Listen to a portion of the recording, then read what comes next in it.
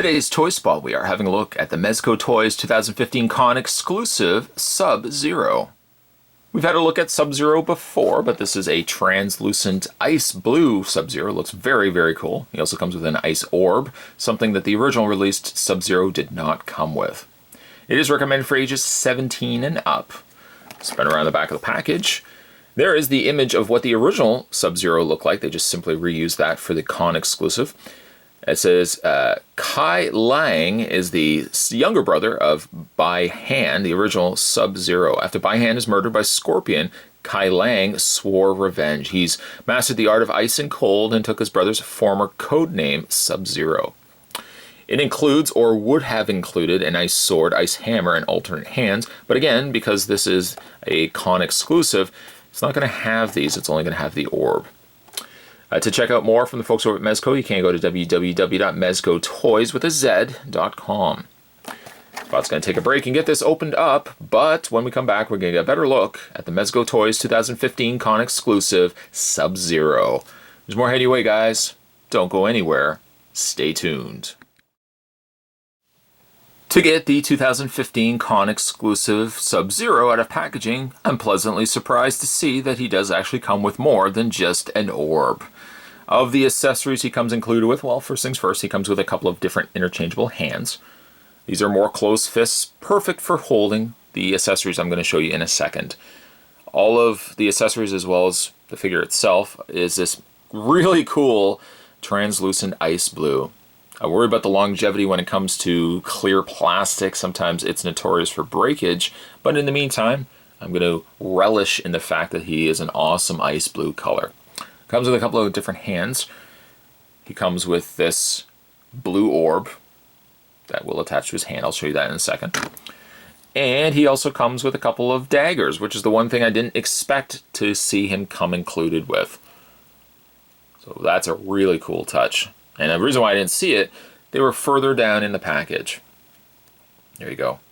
So we'll put those to the side. Let's have a look at this ice blue variant of Sub-Zero. It's essentially the same figure. There's nothing different about it, but it's a great opportunity for toy companies to use existing molds and just basically cast them with a clear plastic. And in this case, it's not clear plastic. It's almost like an ice blue translucent plastic. It also gives you a great opportunity to see some of the inner mechanics of how a figure is put together, but Sub-Zero of all the characters makes perfect sense to come featured in this awesome translucent. I could show you the face. I don't know how well you're going to necessarily see it. It's the same face, though again, because it's translucent blue, you may not see some of the details to it. It has almost more of a skeletal look to it, just because it's not painted. Some of the, the images, the details on it aren't really going to stand out because it is, a translucent color. The robe is also a nice touch. Again, all of this is a plastic, and I do worry. I got to be honest. I do worry over the test of time whether this stuff will be resilient enough that it's not going to break. Joints, especially when you start moving arms, I would worry that these maybe break over time.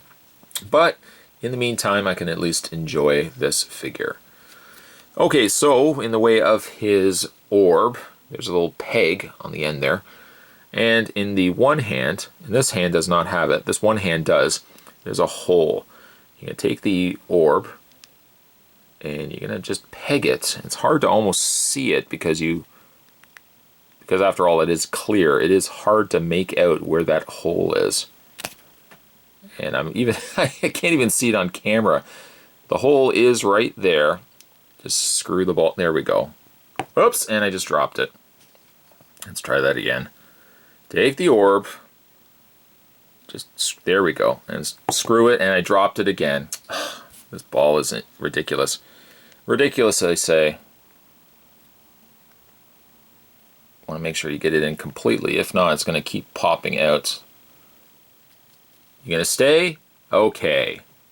And that's what he looks like with the ball in hand. There's really nothing exciting to be said about the ball, to be honest. Especially, you could hold it kind of more so up. But to be honest, it kind of looks like Scorpion or Sub-Zero is going bowling. Just the image that I'm seeing here. It's not as impressive as I had hoped it was going to look. I guess you could, you could pose it a little bit better, kind of extend his arm out, bring the legs out. kind of have it as if he's about to shoot it, but still it kind of looks a little too big, to be honest. That's why ultimately what I think I might do is take the orb out, pop the hands out, take the other hand, pop that out, and replace it. Let's find the other hands, replace it with the closed fists. There we go. And I think what I then might do is just have him displayed with the daggers more so in hand instead. I don't know, they just seem a little cooler, to be honest. Get those one in his hand. I'll make sure I got it the right way. There we go. And take the other dagger and fit it into his hand. There we go. Yes, that's definitely going to be the look, I think, for this particular figure, is have the daggers in his hand. What I ultimately did, if you remember with the other Sub-Zero, that Sub-Zero I just used Raiden's. Raiden had a little energy lightning orb. I ended up putting that in his hand. It seemed to serve a perfect purpose for Sub-Zero. I think this, to be honest, is a little on the big side. Maybe it's because it doesn't have a lot of... Let's put the figure down for a second. Maybe because it doesn't have like something around it as if he's generating the orb. It's just a big solid ball that it just kind of looks a little more out of place, to be honest. I wish it would have had something, some jaggedness, something coming around, wrapping around the ball, just to kind of look like he is forming it, as opposed to just it just looks like a bowling ball, to be honest. In the way of Sub-Zero's articulation, his head is on a ball joint. This will be the exact same articulation as the other figure. He's got hinged shoulders, which also rotate around. He's got a swivel point in the forearm, which also bends the forearm as well. He's got a swivel point and hinge in the hand.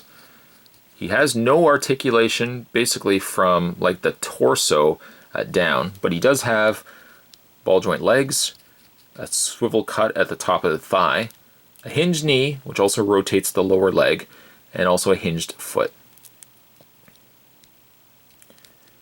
I'd say this is a figure, if you can find him for a good price, definitely pick him up. It's cool to have him in the translucent blue.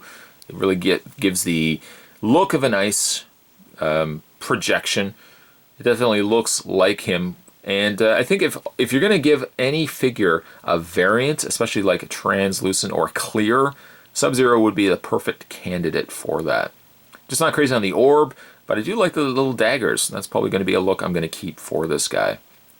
Today's Toy Spot, we were having a look at the Mezco toys, Mortal Kombat, and actually it was Mortal Kombat X. We're looking at the 2015 con exclusive of the translucent ice blue Sub-Zero. Stay tuned, guys. Spot's going to have more Toy Spots in your way. As always, thanks for watching. I'll see you next time.